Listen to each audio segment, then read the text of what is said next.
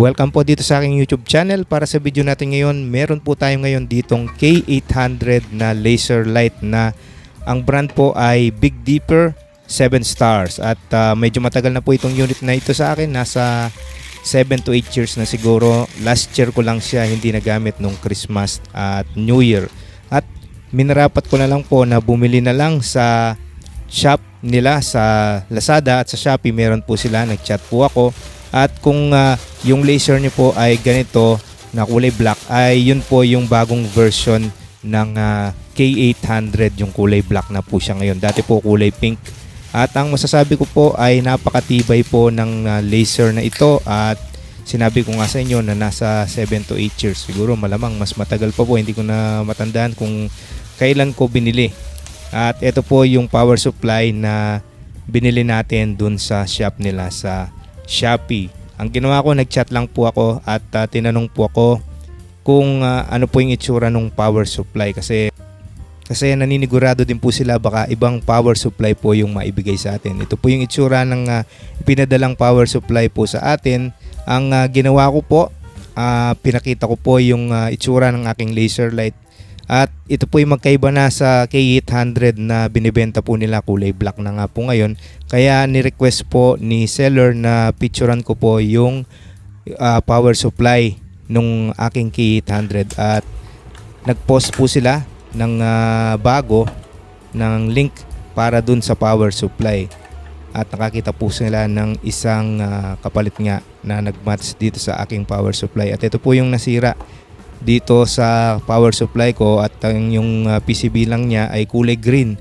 Yung pong pinadala sa akin ay kulay brown na po yung PCB. Pero parehas lang po sila.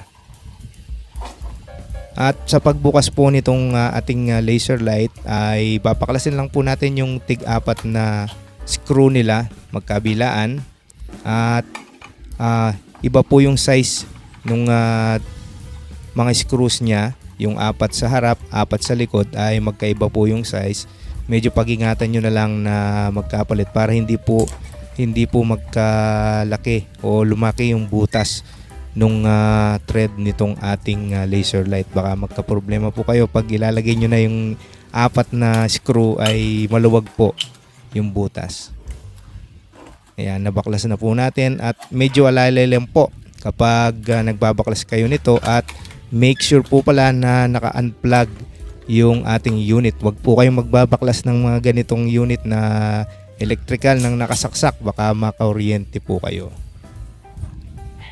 Yan, paggambingin natin. Parehas lang po sila nung power supply. Kulay lang yung diferensya. Bali po dito, hindi po tayo mahihirapan sa pag-install ng power supply kasi sasalpak lang natin. Medyo alalay lang po sa paghila at baka meron po tayong tamaan na mga wires na mapuputol. Doon po tayo magkakaproblema pag merong naputol na wire, lalo na kung wala po tayong panghinang. Ito na po yung power supply niya. Wala pong kahirap-hirap ang pang-install ng bagong power supply kasi tatanggalin lang po natin itong mga nakasaksak at tandaan po natin yung kung saan po sila nakaharap. Meron po silang lock, pipindutin po natin yon at saka hihilain. Yan, salpak na natin agad yung bagong power supply para hindi po tayo malito. Sa bagay ay hindi tayo magkakamali dito kasi dalawa yung pin nung isa at yung pong isa ay tatlo yung pin. Hindi po tayo magkakamali sa pagsaksak. At ang maaring maging problema lang ay baka baliktad po yung ating pagkasaksak. At matandaan nyo na lang po, meron po silang mga lock.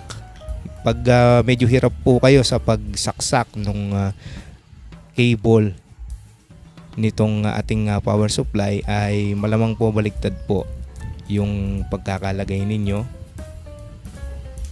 Yan, salpak lang natin. At yan po ay okay na po yan. Yan, pasensya na, medyo hindi ko na po binilisan yung sa part po nito ng video kasi gusto ko pong makita ninyong nang maayos kung paano ko po nilagay yung power supply. So ang napansin ko lang po dito kanina, yung power supply na luma ay parang medyo malaki. Kaunti lang po yung kaunting diferensya. Nung ito pong isalpak ko na yung bagong power supply ay parang maluwag po siya. Pero maglalak naman yan kapag bubuuin na natin yung ating laser. Yan, kasi itutulak naman yan nung takip sa taas ng ating laser. Parang medyo maluwag siya. Yan, pag dito.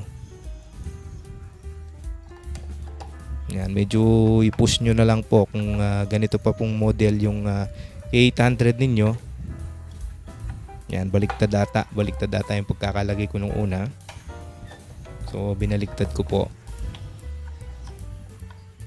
Parang hindi masyadong nagmamatch kanina yung mga lock po niya. Meron po siyang mga gatla sa gilid. Baliktad nga po yung pagkakalagay ko kanina. Pero medyo maluwag nga yung ating bagong power supply. Parang maliit siya ng kaunti dun sa dati. I-push nyo lang po yung dalawang plastic na guide niya para po kumapit po yung ating power supply. Kung may glue stick po kayo, baka naisip nyo lagyan nyo ng glue stick. Huwag nyo pong lalagyan ng glue stick kasi nag-iinit po yung loob niyan.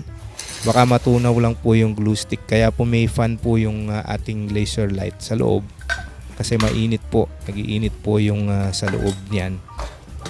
Kaya may fan. Kaya pag baka naisip nyo lagyan natin ng glue stick, wag po. Baka matunaw po yung glue stick. Magka-problema po kayo. So testingin natin siya kung gumagana. At sa pag-testing po ay tignan po natin yung mga components niya. Siguraduhin lang po natin na walang nakadikit po na mga components dun sa aluminum, baka ma-short po. At gumamit po ako ng extension cord dito para mas safe po tayo. Yan, wag po kayong mag-alala, hindi po siya sumabog. Nabigla lang ako nung nag-spark pong bigla yung sa extension cord. At naalala ko talagang mag-i-spark po yan kasi yung pong ating laser light ay naka-on na agad pag nasaksak natin, kaya mag-i-spark po talaga yan kapag isasaksak natin. Kala ko kanina ay masusunugan na naman ako. Kasi dati nung nasira nga itong laser light na ito ay nakadalawang extension cord po ako, laging pumuputok po, naso-short po yung ating mga extension cord nung nasira nga yung power supply nito. So ang ating gagawin ngayon ay bubuuin na po natin itong ating laser light. At bali po, ito pong mga tornilyo nga nito ay tandaan po ninyo, yung pong harap at sa likod ay magkaiba po yung size niyan. Kaya pag hindi po siya pumapasok, malamang po nagkabaliktad po. Katulad po nung nangyari dito, yung iba pong mga tornilyo na merong sticker ay tinapat ko po doon sa mga butas. At nagtaka ako bakit yung isa ay medyo hirap akong maglagay. At tinignan ko nga yung mga tornilyo ay iba po yung mga size niya. Iba po, dalawang size po niya. Malaki po yung yung apat ay malaki at yung apat pa po ay medyo maliit. Kaya pag-ingatan nyo na hindi magbaliktad kasi pag nagbaliktad po yan, lalaki yung butas nung isang side. Tapos yung ilalagay po ninyo na dapat doon yung malaking screw ay maliit na screw yung ilalagay ninyo, magiging maluwag po siya. Yan, nilinisan ko na rin po ito para matanggal po yung alikabok at mas lumiwanag po itong laser light. At itong ang laser light na ito, nung kinumpare ko po dun sa huling nabili ko na K800 ay mas mataba po yung kanyang laser compare po dun sa nabili ko na huli na K800. Kulay pink pa rin po siya pero medyo iba po yung kanyang design. Ito po ay merong 7 stars sa taas, yun po ay wala. Pero K800 pa rin na Big Dipper po. Medyo manipis nga lang yung ilaw niya. At testingin pa natin. Working po siya. At sa last part ng ating video ay nais ko po magpasalamat sa panonood. At sana po ay meron po akong na-share sa inyo na kaunting kalaman.